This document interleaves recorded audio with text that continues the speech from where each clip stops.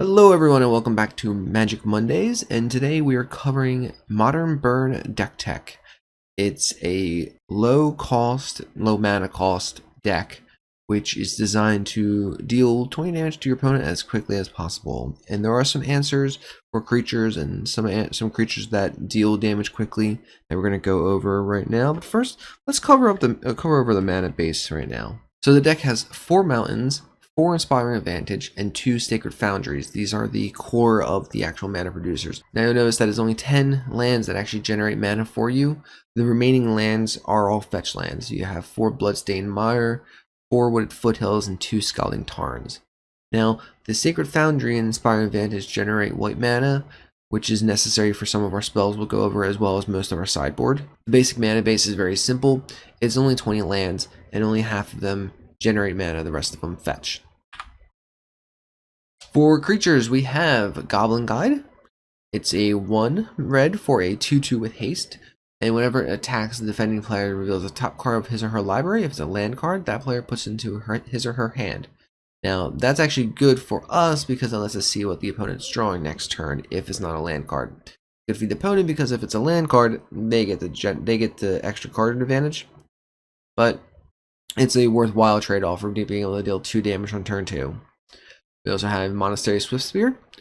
That is 1 red for a 1/2 with haste and prowess, and the amount of instants and sorceries we have in our deck, prowess is going to be a pretty big deal. Lastly, we have Eidolon of the Great Revel. It's 2 red for a 2/2, and its ability is whenever a player casts a spell with converted mana cost 3 or less, Eidolon of the Great Revel deals 2 damage to that player. That covers a pretty hefty amount of removal or counter spells, which is great. Not to mention, we are going to be dealing 3 damage most times for 1 mana, so the fact that we lose 2 life for it is not that big of a concern. Moving on to those instants and sorceries though, we have Lava Spike. It's a sorcery arcane for 1 red, which deals 3 damage to target player. We have Lightning Bolt, and this one's iconic. It's 1 red for Lightning Bolt deals 3 damage to target creature or player. We have Skullcrack. It's 1 generic and a red for an instant where players can't gain life this turn, damage cannot be prevented this turn, and Skullcrack deals 3 damage to target player. We have 4 of Rift Bolts. It's 2 and a red for sorcery that Rift Bolt deals 3 damage to target creature or player, but you can suspend it for 1 red instead, so that next turn you can cast this for free. It's like a delayed lightning bolt basically. We have Boros Charm, which is one of the best spells in this deck, which is red and a white for choose 1. Boros Charm deals 4 damage to target player, which is the option you're going to choose most often. Or permanents you control are indestructible this turn. That last mode, where target creature gains double strike, may actually play an effect if you can get your Monastery Swiftspear up to 5 to offset to deal extra damage versus Boros Charm's 4. Lightning Helix is 1 red and 1 white to deal 3 damage to target creature or player, and you gain 3 life. That's a pretty hefty swing in Modern for such a low costed card. And last spell we have is Searing Blaze. Searing Blaze deals 1 damage to target player and 1 damage to target creature that player controls. But if you had a land enter the battlefield under your control this turn, Searing Blaze deals 3 damage to that player and 3 damage to that creature instead.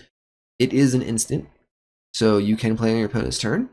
And with the amount of fetch lands we have, it may be worthwhile to hold onto your fetch land, crack it on the opponent's turn, just to be able to take out one of their creatures that they just played. So lastly, we have the sideboard. And our sideboard, as I said before, is mostly white. We have Path to Exile, which is general removal. Deflecting Palm, so the next time a source of your choice would deal damage to you this turn, prevent that damage. If damage is prevented this way, Deflecting Palm deals that much damage to the source's controller. That is great against any kind of big decks. So if the opponent swings in with a giant creature, you can actually cast Deflecting Palm. You would take no damage, and your opponent takes all the damage instead, which is a huge turnaround in Modern. We have Core Firewalker. For 2 white, you get a 2/2 body, which has protection from red, and whenever a player casts a red spell, you may gain 1 life. This is great against burn decks. If you're playing the mirror match, the protection from red really matters, and the fact that you gain life each time anyone casts a red spell is great. It makes it so that Lightning Bolt only deals 2 damage and turns it into a shock. Rest in Peace is, of course, there for any kind of graveyard shenanigans. Rest in Peace is a 1 and a white for an enchantment that whenever it enters the battlefield, you exile all cards from all graveyards, and if a card or token will be put into a graveyard from anywhere, exile it instead. Searing Blood is red for an instant that deals 2 damage to target creature, and when that creature dies this turn, Searing Blood deals 3 damage to the creature's controller. So depending on what you swap out, this might be worthwhile. You could target a 1/1 token with this, be able to get rid of the token as well as deal damage to your opponent. Molten Rain is 1 generic red and a red to destroy target land. If that land was non-basic, Molten Rain deals 2 damage to the land's controller. That's great against Tron, that's great against any kind of deck that uses man lands such as Celestial Colonnade or even Jund that uses a lot of dual lands. You're dealing damage and offsetting them by mana, which is perfect.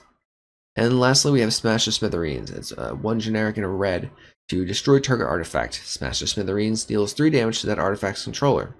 This is huge against any kind of artifact-based deck or even Affinity itself. The fact that you're destroying the artifact and dealing 3 damage, it's a slight bump up to Lightning Bolt. Plus, you actually get the removal as well, all for 1 mana extra. This is definitely worthwhile. Now, the deck's not too expensive. I'm including the deck list down in the description below. It's one of the cheaper and more entry-level decks in Modern, for sure. But it has a lot of lines you have to learn how to play properly.